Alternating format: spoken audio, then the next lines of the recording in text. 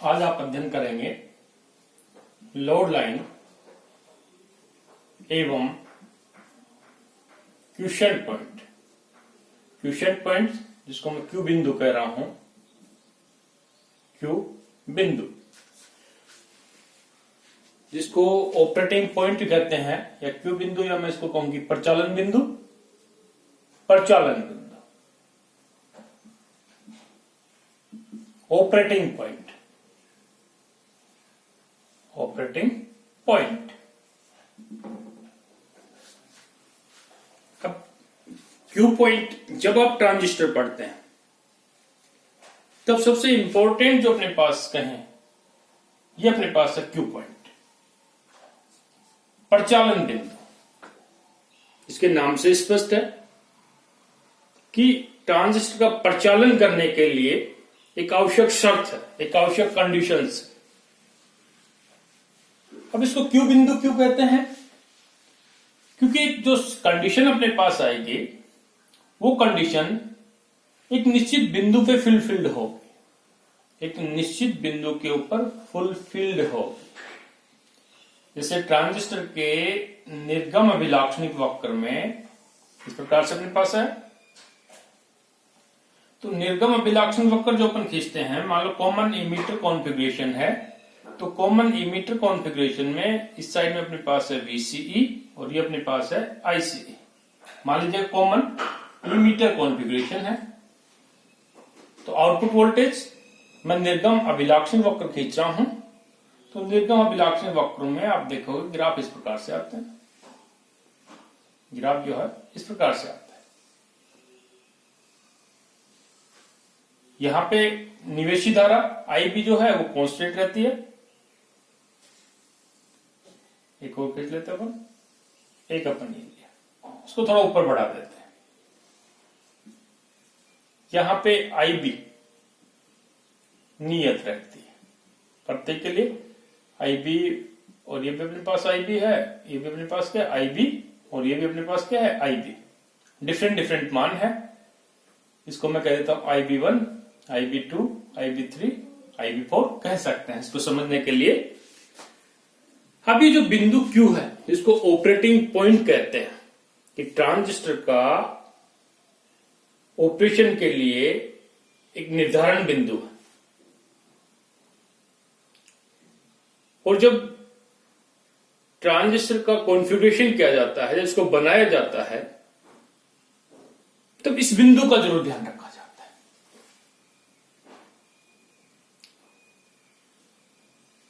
ये जो क्यू बिंदु है ये ट्रांजिस्टर के एक्टिव फील्ड में रहता है। ये आपको मालूम, ये अपने पास है कट ऑफ रीजन, ये अपने पास कहते हैं सैचुरेशन रीजन, और ये बीच का जो क्षेत्र है ये अपने पास है एक्टिव रीजन। जो ये क्यू पॉइंट अपने पास है जिसकी अपन बात कर रहे हैं, ये हमेशा एक्टिव रीजन में रहता है। अब ये कहां रहेगा एक्टिव रीजन? तो यहां से लेकर यहां तक है। तब एक लोड लाइन का कंसेप्ट अपने पास आता है। लोड लाइन क्यू बिंदु की स्थिति का निर्धारण करने के लिए अपने पास क्या लोड लाइन का कंसेप्ट है। कि लोड लाइन क्या है? अभी निर्गम अभिलाक्षण वक्र का जहां पे लोड आता है उसी के पैरामीटर जब यूज कर रहे हैं तब इसको लोड लाइन बोल रहे हैं। एक लाइन यानी कि एक रेखा होगी। अभी जो रेखा है, मैं कहूं कि ये रेखा में नहीं खींच दी, इस रेखा को नाम मैंने दे दिया AB। यहां पे जो इसका मान होगा इस पॉइंट के ऊपर आप देखिएगा, मैं कराऊंगा VCE, जो भी वैल्यू होगी, दूसरा पैरामीटर 0 XY पैरामीटर का।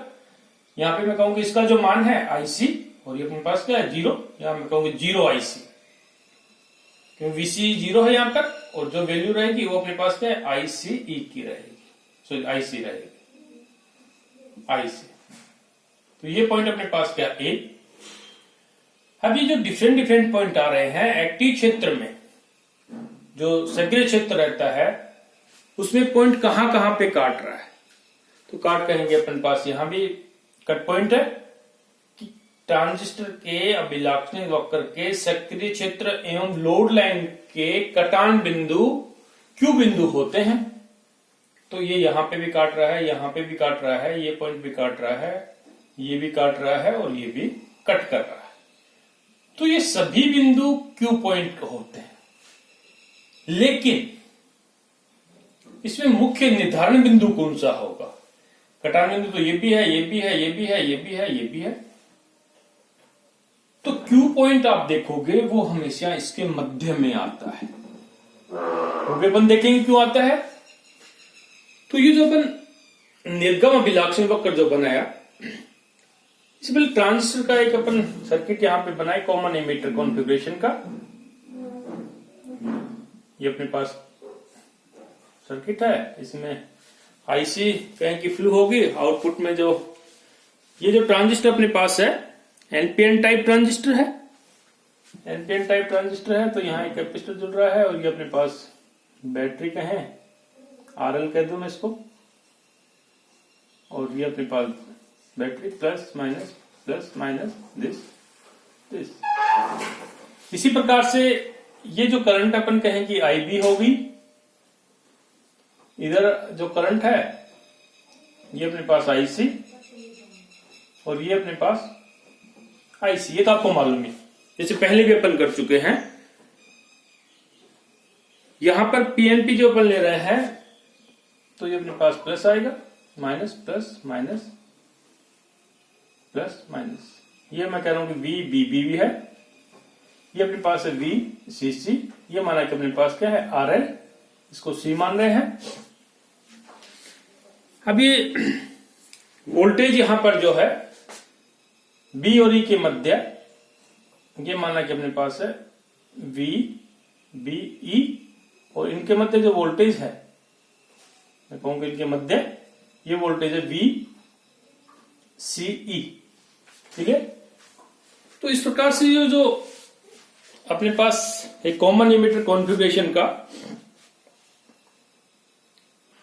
सर्किट डायग्राम है।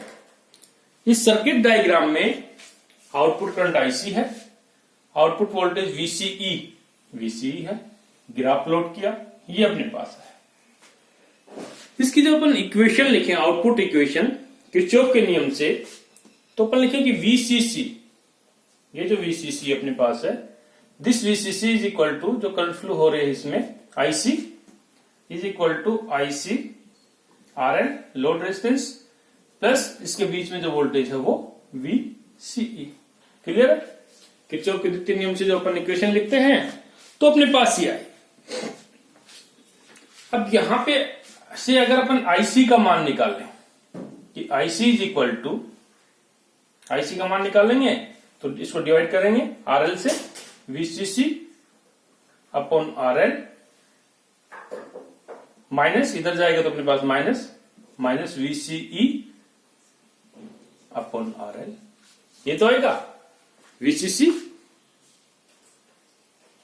अब ये जो वैल्यूज अपने पास है, पैरामीटर एक तो अपने पास माना कि ये पैरामीटर y मान लो, और वीसीई ये पैरामीटर अपने पास x मान लो, ये अपने पास x माना।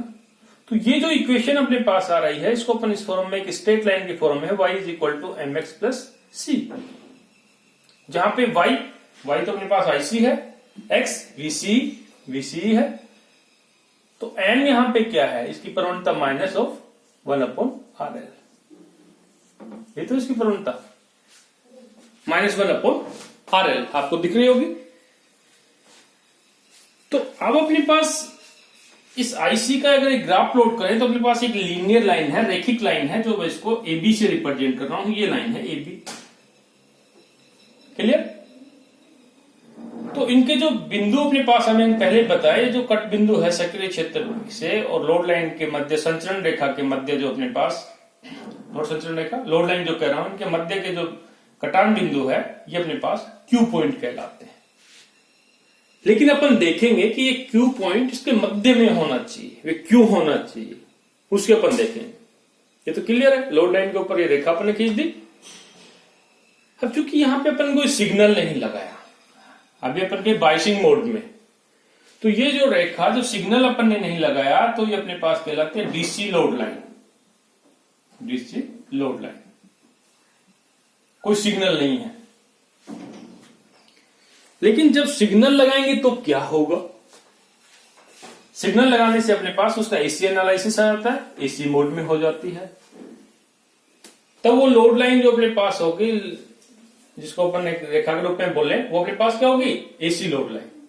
जब सिग्नल अपन अप्लाई करते हैं, इनपुट में अप्लाई करेंगे, तो अपने पास होगी एसी लोड लाइन।